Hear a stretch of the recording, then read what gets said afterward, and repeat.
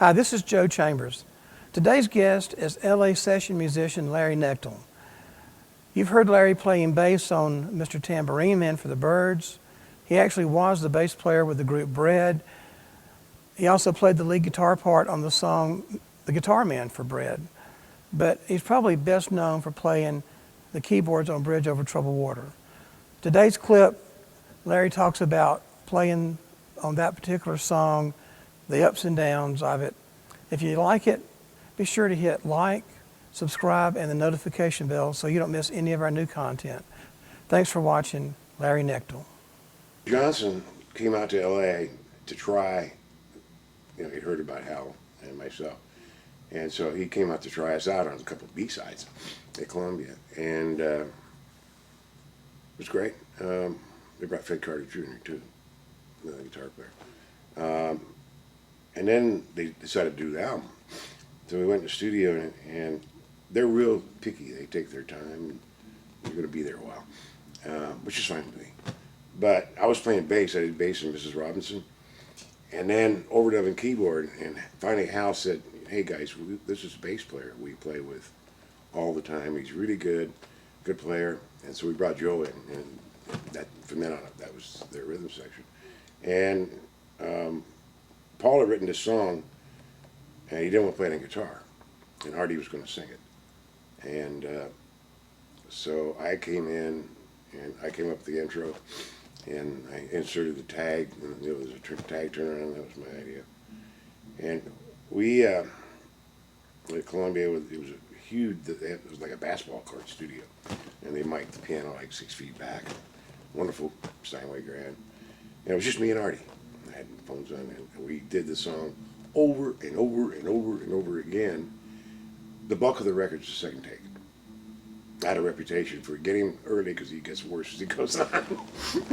It gets safer or whatever, And but Roy Halladay was a splice freak, so he wanted to have plenty of material to work with.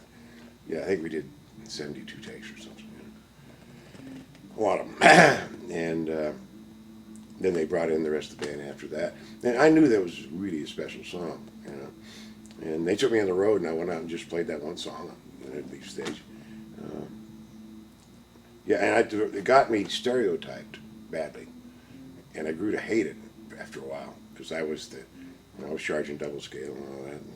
And, everybody wanted to have a Bridge Over Troubled Water treatment on their song, but it was the song. It wasn't the treatment. You know what I'm saying? And I got kind of burned out on that a bit. And I happened to be in a supermarket about 10 years ago. And I played over that ain't bad. It was the first time I could listen to it without, because it caused me a lot of, I like to play all kinds of music. I got stuck and labeled as a power ballad piano player. And that's what they wanted. They're paying money. So I can live with it easy now. I got a lot of work out of it. And I got a Grammy. Oh, that's funny. I got to tell this.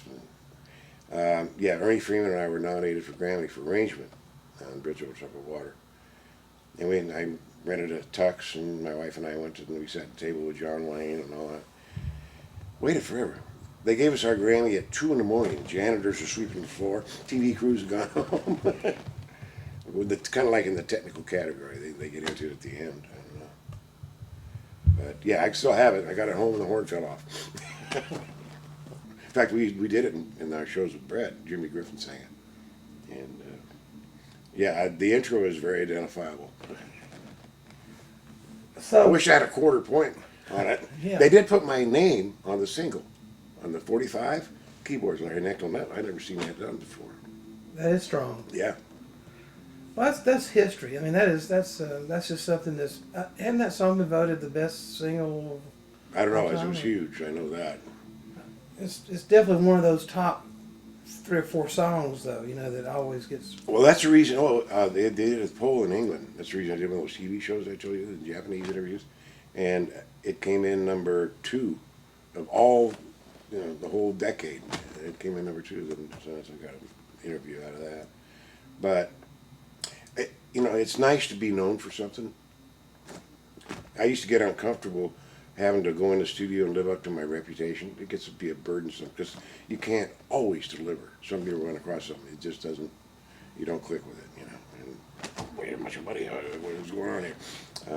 Yeah, that's one of the reasons I left LA, quit doing sessions. I got to where I couldn't listen to my own playbacks. You know, I wouldn't listen to it. So I figured it was time to go rest for a while. You know.